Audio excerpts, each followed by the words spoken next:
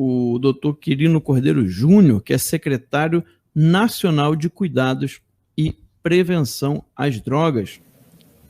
Bom dia, doutor Quirino, tudo bom? Bom dia, tudo bem? Muito obrigado pelo convite, pela oportunidade de estarmos aqui conversando sobre um tema de tamanha relevância para toda a sociedade brasileira, que é o enfrentamento às drogas. Muito obrigado pela oportunidade. Nós que agradecemos aqui você ter aceitado o convite para participar com a gente. Doutor, eu queria que você começasse explicando para o pessoal a existência desse plano nacional, né, para combater a redução da demanda de consumo de droga, né, da dependência química. Você podia comentar um pouquinho para a gente? Claro. O Brasil vive hoje um momento especial no que diz respeito às políticas públicas de enfrentamento às drogas. Isso porque, desde o início da gestão do presidente Bolsonaro, em 2019, nós temos trabalhado nessa frente, para que os amigos possam entender. No início do ano de 2019, mais precisamente no mês de abril, foi publicada aquela que é considerada a nova política nacional sobre drogas, foi publicada por meio do decreto presidencial 9761. E um pouco depois, então, no mês de junho, também daquele ano, 2019, foi publicada a nova lei de drogas. São duas novas normativas que buscam dar novos direcionamentos para o enfrentamento às drogas no Brasil em todas as suas frentes. Nós temos trabalhado aqui no governo federal na frente de repressão ao narcotráfico, ao crime organizado ligado ao narcotráfico. Os amigos têm acompanhado, nós temos conseguido, por meio de ações nunca antes realizadas no Brasil, Polícia Federal, Polícia Rodoviária Federal, Receita Federal, nós temos batido recorde atrás de recorde na apreensão de drogas.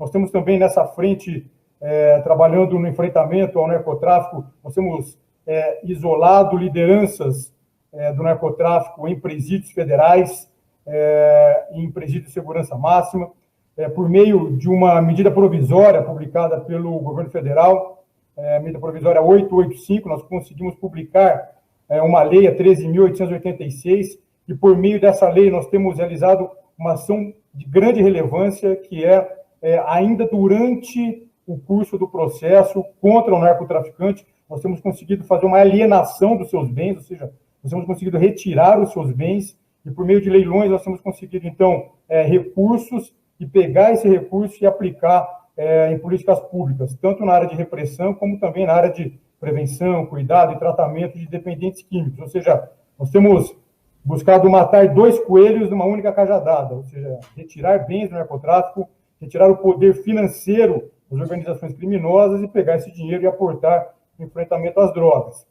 Na área de prevenção, nós temos realizado uma série de ações da prevenção ao uso de drogas. Nós criamos um sistema nacional de prevenção para que possamos atuar em várias frentes. Uma dessas frentes é na escola. Nós firmamos um acordo de cooperação técnica com o Conselho Nacional dos Comandantes Gerais das Polícias Militares. Nós temos buscado incentivar, então, a prevenção nas escolas por meio da atuação de policiais militares, um programa chamado PROERD, que é o programa hoje de maior capilaridade nas escolas de todo o Brasil. A ideia de nós termos o trabalho da Polícia Militar nas escolas, obviamente, não é só trabalharmos a prevenção de drogas, mas a presença do policial militar na escola ajuda também a termos um ambiente mais seguro nas escolas para alunos, para professores. Nós também, com essa situação, conseguimos ajudar os alunos a se desenvolver com princípios, com valores, que é o que nós precisamos em nosso país. Temos outras linhas de atuação, por exemplo, trabalhar com crianças, adolescentes em situação de vulnerabilidade social, um programa chamado Profesp, que trabalha no contraturno escolar. Esse programa é muito importante, uma parceria do nosso Ministério, o Ministério da Cidadania, com o Ministério da Defesa. Então, crianças em situação de vulnerabilidade social passam o contraturno escolar, ou seja, se elas estudam de manhã, no período da tarde, elas vão para a unidade das Forças Armadas, Marinha, Exército, Aeronáutica, onde elas realizam atividades esportivas. O nome desse programa, então, é o Profesp, Programa Forças no Esporte. Então, com isso, a criança consegue ficar protegida da ação do narcotraficante, protegida de serem cooptadas pelo narcotráfico e também ficam protegidas do acesso às drogas. E também, nessa situação, podem se desenvolver num ambiente sadio, incorporando valores importantes. Temos trabalhado outras ações na área de prevenção acidentes automobilísticos. Nós fizemos um acordo de cooperação técnica com o Denatran e temos trabalhado essa questão também. Temos trabalhado também com a redução das taxas de suicídio relacionados ao uso de drogas. Enfim, nós temos várias ações na área de prevenção. E na área do tratamento e recuperação de pessoas que, infelizmente, se enveredaram pelo mundo das drogas, vale aqui lembrar que nunca antes foi investido tantos recursos federais nessa frente de recuperação, propiciando que brasileiros que entraram para o mundo das drogas possam realmente se recuperar de maneira efetiva. Para que os amigos possam ter ideia, acesso a um número, até 2018, antes do início dessa gestão do governo federal, o Brasil aplicava recurso para o financiamento de cerca de 2.900 vagas em comunidades terapêuticas, são casas de recuperação de pessoas com dependência química. Nós saltamos, em 2019, para mais de 11 mil vagas financiadas para o tratamento gratuito de pessoas com dependência química nessas entidades. E agora, se Deus quiser, nos próximos meses, nosso objetivo é ampliarmos ainda mais, chegando a mais de 20 mil vagas financiadas, ou seja, para que nós tenhamos uma ação completa em todas as frentes: repressão ao narcotráfico, prevenção às drogas e recuperação de dependentes químicos. Nós, nesses 2 anos de governo federal, nós já internamos nessas entidades, nas farmácias terapêuticas, mais de 65 mil pessoas. E temos trabalhado também com os grupos de mútua ajuda e apoio familiar, e nessa perspectiva temos ajudado as famílias dos dependentes químicos para que elas possam se fortalecer e ajudar essas pessoas no seu processo de recuperação. E uma outra frente que nós temos trabalhado é na frente buscando que as drogas ilícitas hoje não sejam legalizadas no Brasil. Nós temos algumas frentes de ação junto ao Supremo Tribunal Federal, ao STF, e agora, junto ao Congresso Nacional, mais especificamente, junto à Câmara dos Deputados, isso porque nós estamos tramitando lá um projeto de lei, que é o 399, que é o maior risco para a legalização da maconha no Brasil. E nós não podemos permitir que isso aconteça em nosso país. Perfeito, doutor Quirino. Carlos Dias queria fazer algumas perguntas. Bom, doutor Quirino, primeiramente agradeço a oportunidade também de estarmos aqui com o senhor, né, seu dirigente também interesse em estar conosco, esclarecer uma matéria de ponto gravíssimo, né, que é o PL 399/2015, o substitutivo, né, que foi feito. Mas antes eu gostaria de tecer alguns comentários rápidos, que a gente fala muito da prevenção, né, e a gente sabe muito bem que as políticas dos governos anteriores foram no campo da redução de danos, que era exatamente no avanço do estímulo ao uso, né, que é distribuir seringa, é dizer condições confortáveis para o usuário se utilizar, proliferação de cracolândias que a gente viu nos grandes centros urbanos, essa política que foi gerada anteriormente. Mas eu gostaria de marcar apenas 2 pontos nesse aspecto. Um deles, que é a degradação humana, que a gente, enfim, assiste a olhos vistos. Nós somos testemunhas nos grandes centros dessas pessoas, enfim, que foram, infelizmente, por esse caminho e estimuladas mesmo por uma ausência de uma política pública que as defendesse e defendesse a sociedade. O segundo ponto que eu gostaria de colocar com clareza, que aí atinge esse PL 399, que é o seguinte: nós estamos falando, às vezes, aqueles, né, que querem a legalização das drogas, que falam do direito do usuário, da liberdade de poder, enfim, usar a droga, etc. Eu queria contrapor com outra medida, que é a seguinte: será que nós não temos o direito, por exemplo, de saber quem usa droga? Qual de nós, por exemplo, entraria numa sala de cirurgia sabendo que o médico foi fumar maconha ali para dizer que ele tem um desempenho maior, né, na hora que ele faz a cirurgia? Quem, por exemplo, o pai, a mãe, que manda o filho, por exemplo, para um ônibus escolar ou mesmo um ônibus comum para a escola, não tem o direito de saber se aquele motorista é usuário de droga, né, se ele fuma maconha, porque ele dirige melhor o ônibus fumando maconha? Então a gente tem que acabar com essa proteção dos ilícitos, né, e permitir. Eu sei que às vezes parece um comentário meio bizarro, mas é lógico, porque eu tenho o direito de saber, por exemplo, se a babá da minha filha, por exemplo, usa maconha, se o motorista, se o piloto do avião que eu vou, de repente, utilizar para trabalhar, ele teve um histórico de uso. Então, quer dizer, a sociedade não tem capacidade de se defender, não só dos narcotraficantes, mas também dos usuários, que são tidos como pessoas que seriam inatingíveis, né? Como se fosse um direito deles utilizar a droga e expor todo mundo a riscos consequentes a essas drogas que eles utilizam.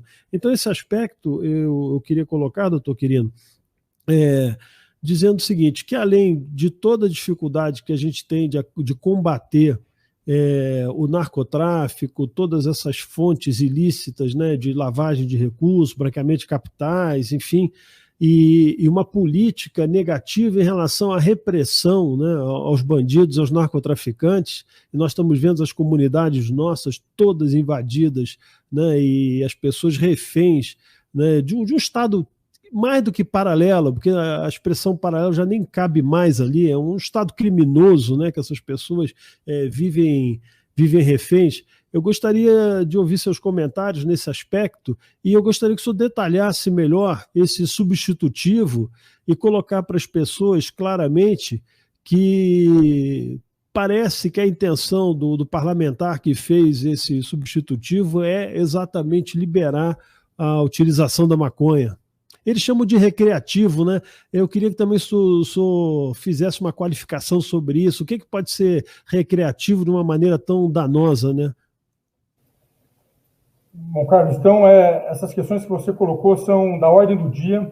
Então, primeiramente, no que diz respeito às estratégias de cuidado, de um pretenso tratamento que era oferecido para as pessoas com dependência química em gestões anteriores do governo federal, que eram totalmente descabidas. Basicamente, o que se buscava, né, numa postura absolutamente leniente em relação ao cenário das drogas, o que se buscava na oferta de cuidado, tratamento do dependente químico, não era ajudá-lo a sair das drogas, não era ajudá-lo a se recuperar de maneira efetiva, como que nós estamos fazendo agora na gestão do presidente Bolsonaro com as ações que eu acabei de trazer aqui. O que se buscava, na verdade, basicamente, era manter o indivíduo em uso e ajudá-lo a reduzir eventuais danos que as drogas causariam para ele. Ou seja, na realidade, não se buscava fazer com que esse indivíduo abandonasse as drogas, mas apenas que ele reduzisse eventuais problemas que ele poderia ter. E nós sabemos que isso é uma situação completamente inadmissível, né?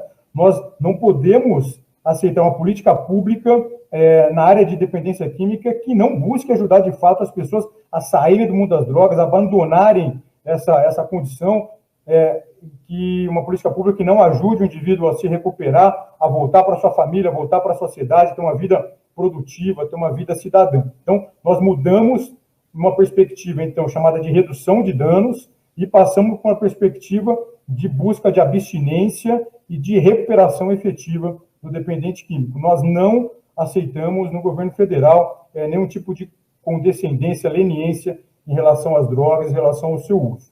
É importante nós trazermos aqui, Carlos, porque essa discussão do PL 399, que é o projeto de lei que está sendo tramitado no Congresso Nacional, mais especificamente na Câmara dos Deputados, porque hoje, daqui a pouco, segunda-feira, às 13 horas da tarde, esse projeto de lei será votado numa comissão especial na Câmara dos Deputados, que foi criado para apreciar o tema. Vale aqui, enfim, nós fazemos uma breve consideração histórica, Carlos, para que os amigos possam entender essa situação e o grave risco que a sociedade brasileira tem numa eventual aprovação desse projeto de lei no dia de hoje, lá na Câmara dos Deputados. A primeira coisa, enfim, para nós entendermos é que, lá em 2015, então, um parlamentar chamado Fábio Mitidieri apresentou um projeto de lei que, naquela ocasião, buscava viabilizar a comercialização de medicamentos derivados de cannabis na sua formulação. Basicamente, então, esse projeto de lei, lá em 2015, buscava ofertar medicamentos para as pessoas que precisavam. Então, era isso que esse projeto de lei buscava. Entretanto, no ano de 2019, o antigo presidente da Câmara dos Deputados, Rodrigo Maia, num acordo que foi feito, com grupos que defendem a legalização da maconha no Brasil, o presidente Rodrigo Maia, então, criou uma comissão especial para avaliar e debater esse tema. O que acabou acontecendo, então, é que agora, no início desse ano de 2019, de 2021, foi apresentado um substitutivo àquele antigo projeto de lei lá de 2015. E é interessante, para que as pessoas possam entender, que já de cara houve uma mudança importante no seu objetivo, né? Antes, então, nós falamos que aquele projeto de lei buscava viabilizar a oferta de medicamento para as pessoas. Esse projeto de lei mudou o objetivo e colocou que esse projeto de lei, caso seja aprovado, vai criar uma lei que dispõe sobre o marco regulatório da maconha no Brasil. Então, é isso que está ali no substitutivo, a criação de um marco regulatório da maconha no Brasil. Então, nós tínhamos um projeto de lei, né, lá em 2015, que tinha um artigo apenas, agora nós temos um projeto de lei com 60 artigos, né? É interessante porque já no seu artigo 1º, esse substitutivo atual, ele fala que no Brasil, se esse projeto de lei for aprovado, estarão liberadas as seguintes atividades: cultivo, ou seja, plantação de maconha, processamento, pesquisa, armazenagem, transporte, produção, industrialização, manipulação, comercialização, importação e exportação de produtos à base de maconha. Porém, não fala que é apenas para fins medicinais, porque não o é. Esse projeto de lei, nessa versão atual, então, é o que nós chamamos de um cavalo de Troia, ou seja, ele fala, na verdade, que vai tentar oferecer remédio para as pessoas, mas basicamente, o que ele faz é criar no Brasil um narco negócio, um narco estado, buscando então legalizar a maconha no Brasil em várias frentes. Nós temos algumas situações aqui, viu, Carlos, que eu acho que vale a pena nós trazermos para as pessoas que estão nos acompanhando, para os amigos que estão nos vendo agora, que são quais são os principais riscos, então, que esse projeto de lei, nessa versão atual, acaba trazendo. A primeira delas, então, está lá no artigo 5º do projeto de lei, que é a liberação do plantio, né, da maconha com doses altas de THC. O THC é a substância da maconha que causa os efeitos entorpecentes. Então, poderia ser liberado, de acordo com o artigo 5º desse projeto de lei, na versão atual, a plantação de maconha com alto teor de THC, que é essa substância que tem ação psicoativa. Um outro problema que nós temos, além da liberação do plantio de maconha em larga escala, podendo inclusive plantar maconha com altos teores de THC, no item lá na seção que fala sobre os medicamentos à base de cannabis.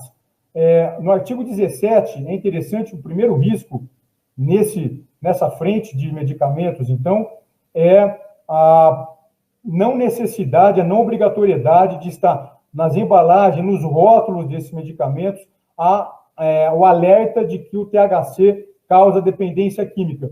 O que mostra para a gente que o interesse, na verdade, não é orientar a população em relação aos riscos do consumo de eventuais remédios que possam conter THC. Uma outra coisa também importante, no artigo 18, é que fala ali que não haverá restrição quanto aos critérios terapêuticos para prescrição desses medicamentos. Hoje, na verdade, no Brasil, o Conselho Federal de Medicina restringe o uso dessas medicações derivadas de cannabis apenas para situações que têm comprovação científica, que é basicamente controle de crises convulsivas, crises epiléticas em crianças e adolescentes que não têm o tratamento apropriado com outras medicações, resultados efetivos com outros remédios. Aí, então, derivados de cannabis podem ser utilizados. Nesse projeto de lei, então, tira essa questão, né? Não há necessidade, então, da comprovação científica, não há necessidade de nenhum tipo de regulamentação do Conselho Federal de Medicina.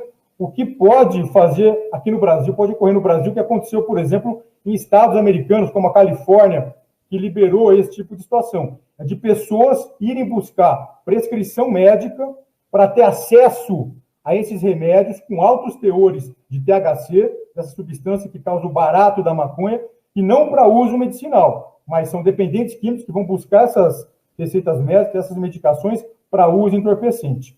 E, por fim, acho que o último grande risco que está embutido nesse grande cavalo de Troia, né, nesse grande engodo que está sendo apresentado para a sociedade brasileira, é a possibilidade da produção, da fabricação, então, de produtos derivados de cannabis, não apenas para fins medicinais.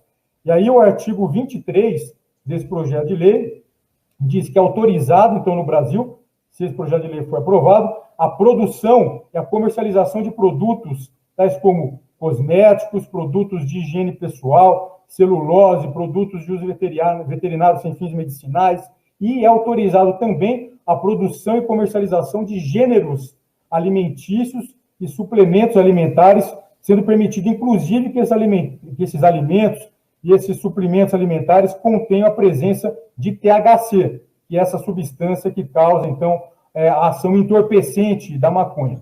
Logo, então, no Brasil, se esse projeto de lei for aprovado, nós teremos a liberação do plantio de maconha, plantio em larga escala, com plantas com altos teores de THC. Nós teremos, no Brasil também, a possibilidade de prescrição médica de maneira absolutamente descontrolada, que pode favorecer o uso desses remédios, não para fins terapêuticos, mas para fins entorpecentes.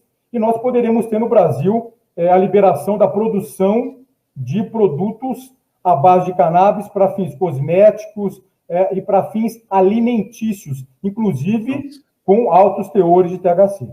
Nossa, gravíssimo isso, gravíssimo. Carlos. E o que precisa também a gente marcar que é uma operação que envolve mega investidores internacionais. Não pensem que estão preocupados com os efeitos, né, positivos eventuais, que também não estão muito bem comprovados em relação da utilização da cannabis sativa, né? Então, às vezes, e tem, pelo que eu conheço, apenas na questão das convulsões e tal, mas também eu diria que é um tratamento que, enfim, está muito homologado, enfim, não está muito bem pesquisado nesse aspecto. Existe uma pressão, de fato, numa legalização da maconha, a extensão do seu plantio. E prestem bem atenção, quem vai controlar esse mercado? Vocês acham que bilhões e bilhões de dólares por ano que esse comércio internacional de narcotraficantes vai ser feito por uma farmáciazinha da esquina aí da sua casa? Alguém vai vender a maconha para o sujeito fumar, né, ou produzir em casa de uma maneira... Vocês acham que isso vai combater o narcotráfico internacional, ou até mesmo a presença de traficantes nas suas cidades? Não existe. Eu duvido aqueles que, por exemplo, possam até, vamos supor que se crie a possibilidade de você abrir um comércio para vender esse tipo de vegetal. Você acha que pela frente disso pode estar pessoas que eventualmente pareçam ilibadas, mas esse comércio, essa produção, essa estrutura toda legalizou um conjunto de criminosos que destruíram famílias e estados. Isso é uma coisa que a gente precisa colocar como ponto de clareza. Eu não vi essa comissão, sinceramente, abrir uma audiência pública, um debate em lugar nenhum, pode ter aberto, então eu posso estar mal informado. Mas a gente vê uma coisa muito mais de interesse interno, né, de um grupo, né, de parlamentares que tem interesse e avançam há muitos anos nessas pautas de legalização das drogas, e fazer com que o Brasil tenha mais esse dano, né, da presença do Estado de maneira equivocada. A presença real, inclusive, de investidores, olha, tem fundo de investimento que opera com a produção de maconha, fundos internacionais. Não sei se os senhores sabem disso, mas existe no mercado financeiro internacional fundos que você, inclusive, pode acessar a partir do Brasil e vender. Então, é uma degenerescência, é uma maldade assim explícita, né? Uma população que precisa, né? Um país que precisa de crescimento, liberdade, ter segurança. Você propor a legalização de uma droga que só faz mal, né? Está comprovado efetivamente, não tem muito o que discutir. teores altíssimos de THC ou baixo THC têm implicações psíquicas gravíssimas, né?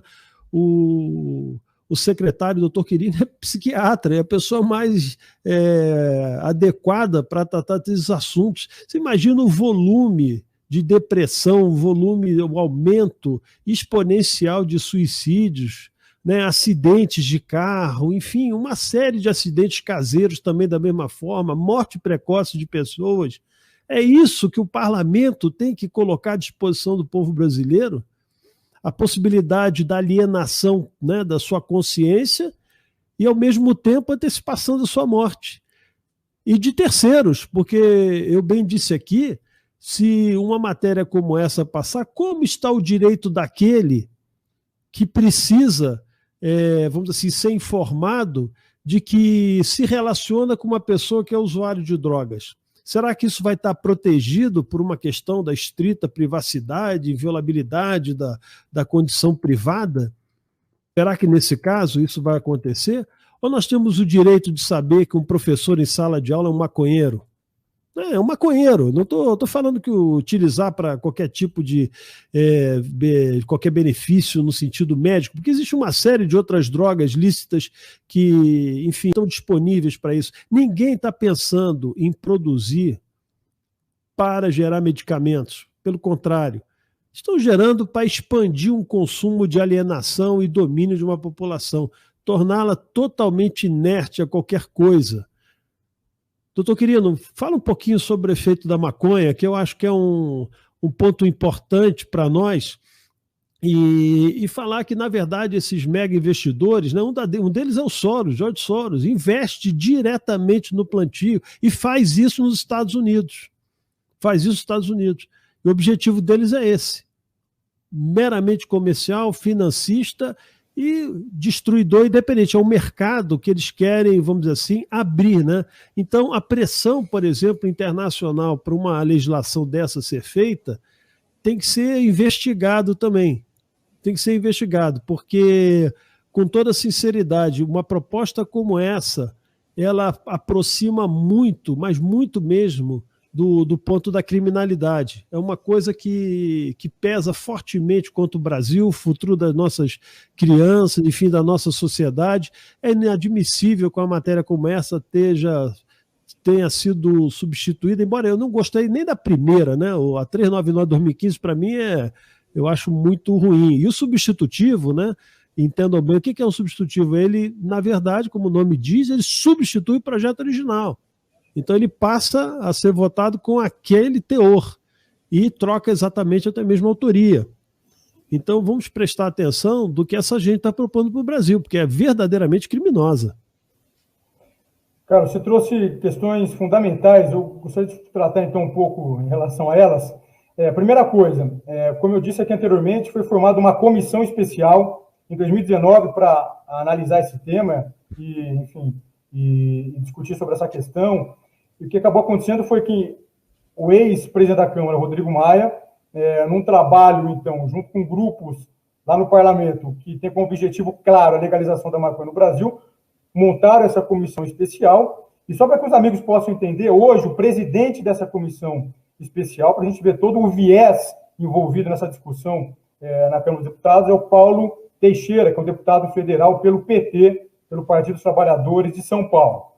O relator desse projeto de lei, agora, desse substitutivo, é o Luciano Dutti, deputado federal pelo Paraná, que é do Partido Socialista Brasileiro. Então, nós já identificamos aqui, Carlos, o primeiro grupo de interesse é para que esse projeto de lei, então, prospere, para que nós tenhamos, então, a liberação da maconha nos termos desse projeto de lei, que são os partidos, são os movimentos de esquerda, que historicamente têm na legalização da maconha uma bandeira política. O deputado federal Paulo Teixeira, do PT aqui de São Paulo, é conhecido por ser um histórico defensor da legalização da maconha. O que basicamente ele está fazendo, como todos os grupos de esquerda dentro da Câmara dos Deputados, e que compõem essa comissão especial, como PT, PSB, PSOL, eles estão aproveitando, então, esse projeto de lei que já existia lá em 2015, estão buscando pegar uma carona, estão pegar uma brecha nesse projeto de lei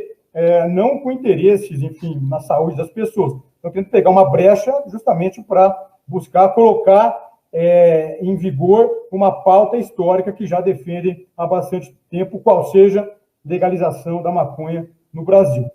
Nós temos um outro grupo, né, como você mesmo adiantou, que é um grupo que busca explorar um mercado da maconha no Brasil. Obviamente que não se restringindo a eventuais usos terapêuticos. O que esse grupo quer é basicamente explorar o mercado da droga no país, independente se isso vai trazer problemas para a nossa sociedade. Então, é um grupo que busca oferir grandes lucros às custas da instalação de um mercado da morte no Brasil, um mercado das drogas, um narcomercado em nosso país.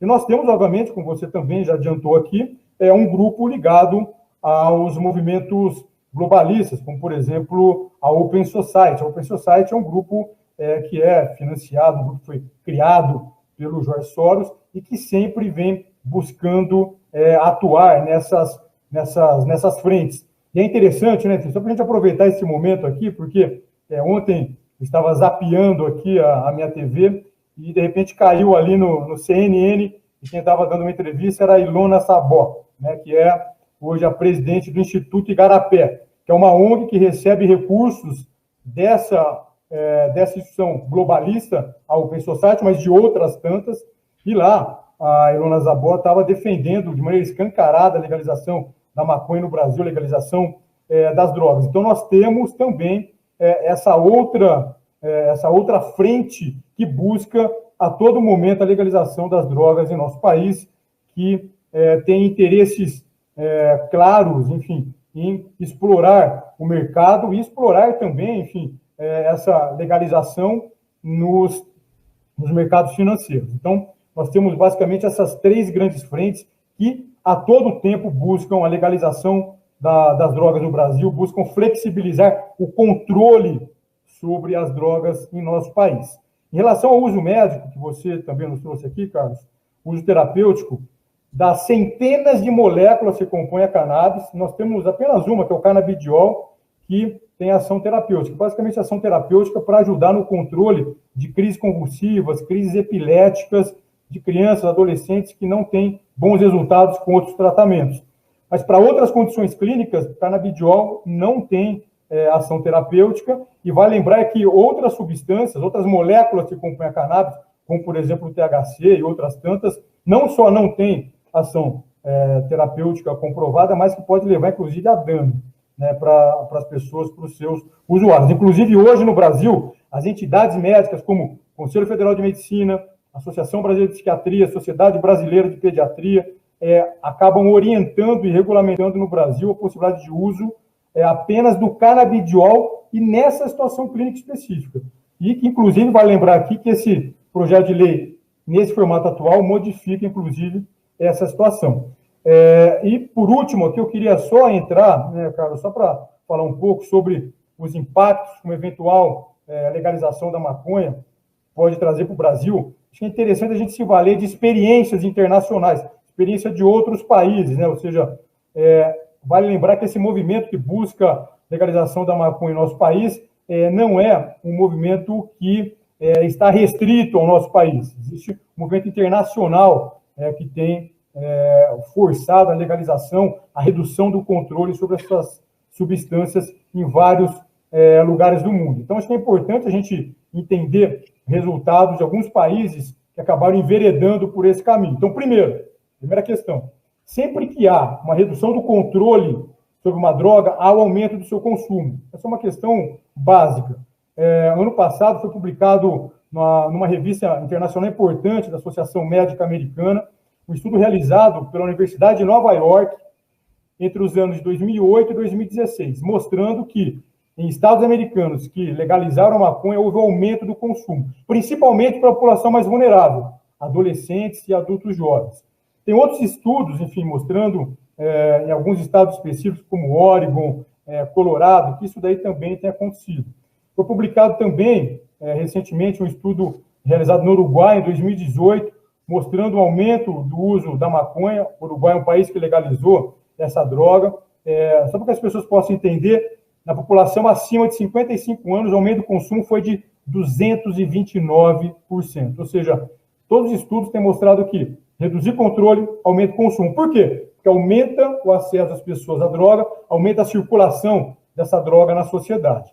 Uma outra questão também que acontece é o aumento do narcotráfico. Diferente daquilo que é advogado por grupos que defendem a legalização das drogas, há um aumento, um fortalecimento do narcotráfico. Por quê? Porque continua sendo mais fácil adquirir a droga no narcotráfico do que no mercado legalizado. Além disso, é muito mais barato, porque não incide imposto sobre o narcotráfico.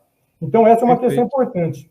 Vale lembrar aqui que só no Canadá, por exemplo, só para a gente passar esse dado para as pessoas, só no Canadá, cerca de 75% das pessoas que usam maconha compram a droga no mercado ilegal, no narcotráfico. Então, só para a gente entender, enfim, que aumento de consumo, aumento do narcotráfico, e só para a gente falar mais 2 pontos aqui, só para finalizar esse raciocínio, há um aumento também da violência. O Uruguai, um país vizinho nosso, novamente, que legalizou a maconha, tem enfrentado um aumento importante das taxas de criminalidade, em especial da criminalidade violenta, como, por exemplo, de homicídio. Só no primeiro semestre de 2018, no Uruguai, houve aumento dos homicídios em 66%. O mesmo tem acontecido, por exemplo, em estados americanos, como, por exemplo, o estado Colorado, que também legalizou a droga. E, com isso, tem aumento do encarceramento. Então, de acordo com um estudo publicado em 2016 pelo Instituto Terra, Trabalho e Cidadania, mais de 60% dos países que toleram o uso de drogas apresentam aumento do número de presos. Por quê? Porque se aumenta o consumo, aumenta o narcotráfico, aumenta a violência e, consequentemente, se aumenta o encarceramento. Então, toda essa conversa que esquerda e globalistas adoram trazer para o debate, de que a liberação das drogas iria reduzir consumo, iria reduzir violência, encarceramento e tal, iria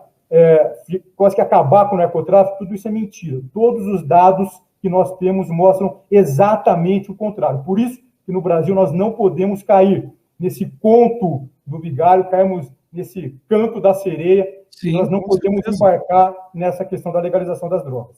E não é uma questão de opinião, é uma questão de dados, né, Carlos? Não, perfeito. Então, a gente está chegando, né, ao final dessa entrevista, agradecer ao doutor querido, mas dizer o seguinte, português muito claro, pessoal, é um projeto de legalização da maconha, esquece questões de efeito medicinal, esqueçam questões do canabidiol, isso não está absolutamente em pauta na Câmara. Esse PL 399 libera o uso da maconha no Brasil, a produção da maconha no Brasil. Ao invés da gente plantar arroz, vamos plantar maconha. Deu para entender? Então é exatamente isso. Então é para rejeitar esse projeto, se manifestem os seus deputados, liguem para a Câmara, procurem PL 399/2015, vejam os links de acesso, vejam quem são os membros dessa comissão e façam o seu trabalho, independentemente de ser do seu estado.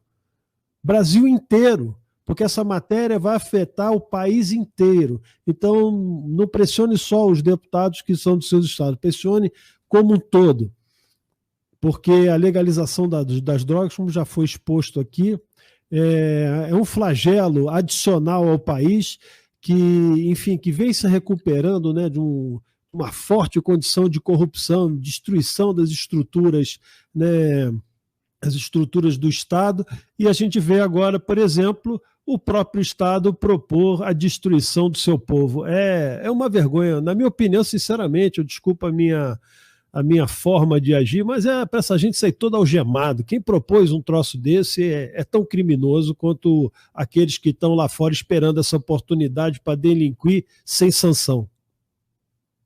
É isso aí. Bom, Carlos, então, só para aproveitar, posso aproveitar esse momento final, só para pedir para os amigos que estão nos acompanhando aqui, para nos ajudarem a levantar a hashtag PL399não. Nós precisamos, nesse momento, dessa ação importante de todos os amigos que estão nos acompanhando, hashtag PL399não, contra a legalização da maconha. Não faz sentido nós termos esse projeto de lei tramitando na Câmara dos Deputados. E só para finalizar também, acesso a medicamento, o governo federal já regulamentou esse mercado por meio de duas resoluções da Anvisa, publicadas em 2019 e 2020.